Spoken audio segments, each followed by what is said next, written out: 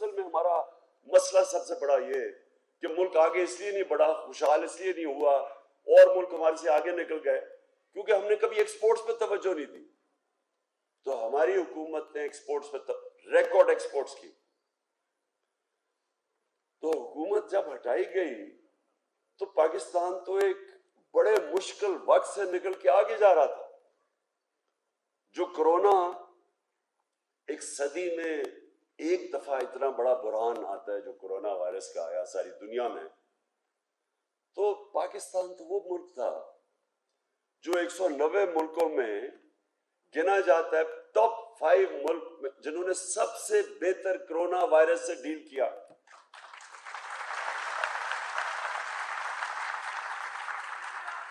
ये हम नहीं कह रहे, एक मिनट अभी नहीं, हम नहीं ये कह रहे। जो इकोनॉमिस्ट मैगजीन थी उसने जो इवैल्यूएशन की उसमें उसने पाकिस्तान को टॉप 5 मुल्कों में रखा जिन्होंने अपने लोगों को कोरोना से भी बचाया, अपनी माइशत को भी बचा लिया और फिर अपने गरीब लोगों को बचाया।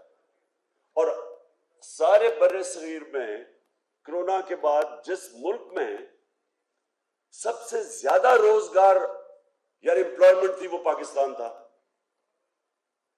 तो इस वक्त जाके साजिश के तहत हुकूमत कराई गई और ये पहली दफा है पाकिस्तान की तारीख में कि जब एक हुकूमत को हटाया गया तो बजाय लोगों ने मिठाइयां बांटने के, कभी पाकिस्तान की पब्लिक इस तरह नहीं निकली सड़कों के ऊपर, कभी ऐसे पब्लिक नहीं निकली।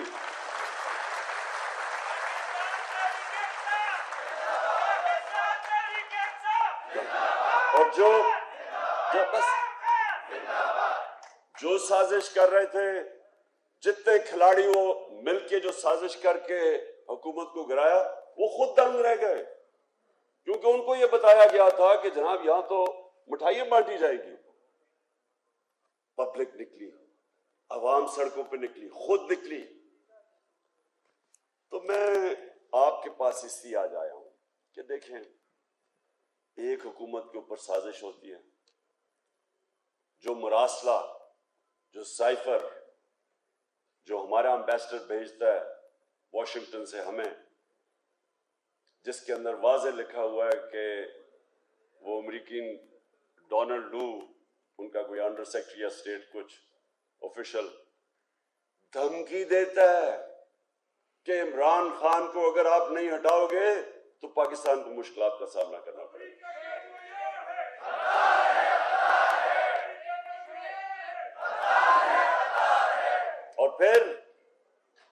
और फिर कहता है कि अगर तुमने इसको हटा दिया नो कॉन्फिडेंस के तहत तो हम पाकिस्तान को माफ कर देंगे।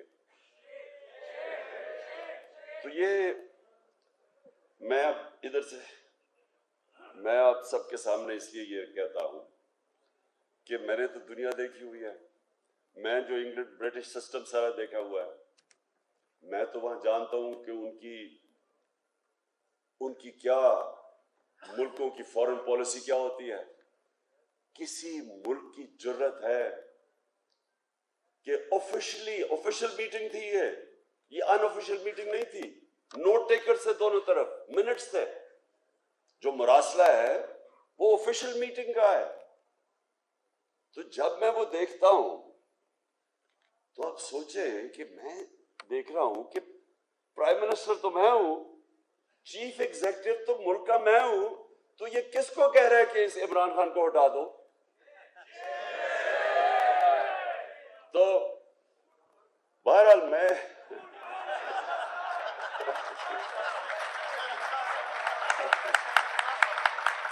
और जब वो ये कहता ना कि अगर आप इसको हटा दोगे तो सब माफ कर दिया जाएगा, तो मुझे इमीडिएटली पता चल गया कि वो माफ किसको करेंगे, चेरी ब्लॉसम को।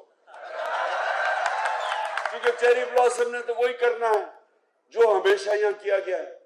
इस मुल्क में 75 साल की तारीख में 62 साल आधा मिलिट्री डिक्टेटर्स के हाथ में पाकिस्तान चला है और आधा ये दो खानदान के हाथ में।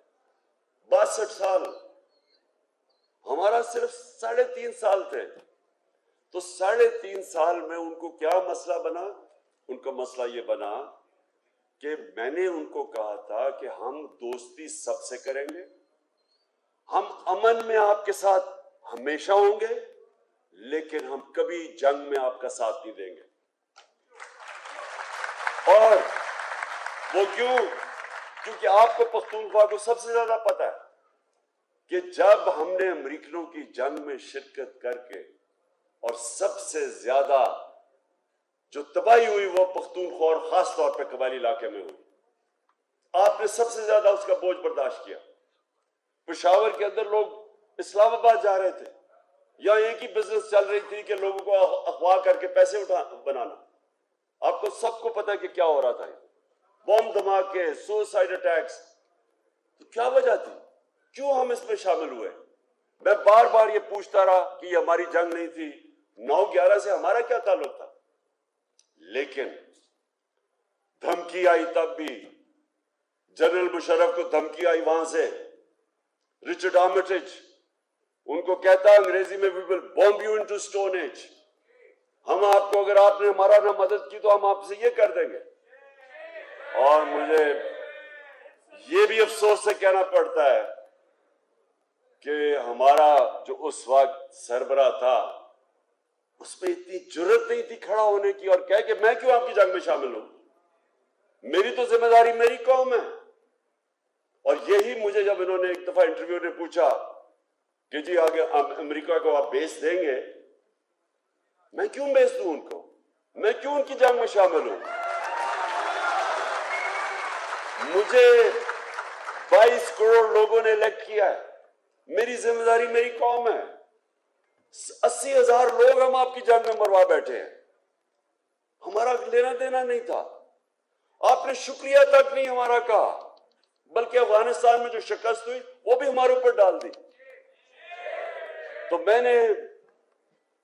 मैं किसी से, ये याद रखे, मैं सारी दुनिया जानता हूं, मैं कोई किसी से जंग नहीं चाहता, हम किसी से बुरे ताल्लुकात नहीं चाहते, लेकिन हम किसी की गुलामी नहीं चाहते।